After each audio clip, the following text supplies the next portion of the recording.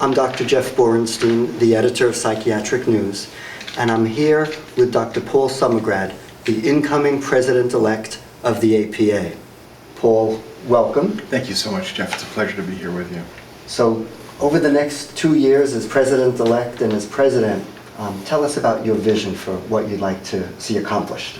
Well, first of all, I'm deeply honored to have been elected as president-elect and to serve as both president-elect and president of the APA. The APA is a wonderful organization. It's the oldest medical specialty organization in the United States. And I think it's really important for our membership to remember that we have been in a position of trust and responsibility for the care of psychiatric patients and psychiatric science really for longer than any other group in the United States. So one of the things I hope to do is to make sure that those deep elements of our roots are understood and expressed, and that means really doing three or four very important things. One is we always have to be speaking on behalf of our patients, their needs, their families' needs. We have folks throughout this country who are suffering grievously with both serious mental illness of various kinds, as well as a whole range of other psychiatric conditions that affects their day-to-day functioning. And so they need to know that we are a trusted source of both information, that we support advocacy for the care of patients, and we also know that patients are going to get equitable and fair care.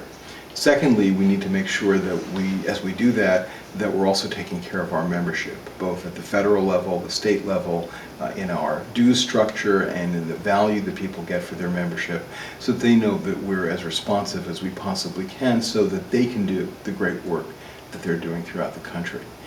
Thirdly, I think we have to make sure that our continued advocacy and efforts and work around science and our academic mission, both as an institution but also for our academic departments, our research is essentially, and training programs is supported both nationally and locally, because without that we don't have a future, the country doesn't have future psychiatrists, the medical profession, and we have to work very closely with the House of Medicine, the rest of the House of Medicine.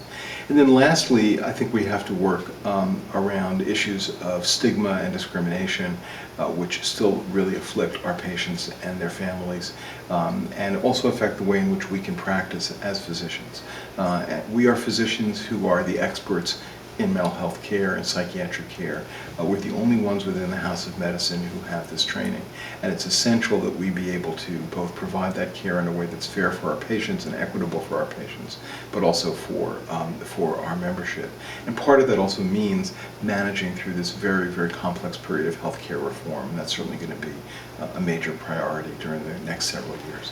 I know you have expertise in healthcare reform and the issues around that. What are the few bullet points that people should be aware of with healthcare? Well, you know, this is a very much a moving target. It's happening at every possible level. So state governments are involved in a variety of experiments and demonstration projects around this. Various components of the federal government. There's the Affordable Care Act, which is being implemented, and in 2014 a number of things will occur in relation to that, both expansion of Medicaid and healthcare exchanges, which will expand the number of individuals who have psychiatric care and coverage. But regardless of how all of this develops, and also there are integrated systems that are developing care models, there are private and employer groups that are very interested in this. Regardless of how all of this evolves, and whether the Affordable Care Act plays out exactly as it appears to do right now, because of the overall cost pressures that exist around healthcare, change is coming around the practice of medicine in general. It's not just to us. It's not just for psychiatry, it's for people who in every area of medical practice.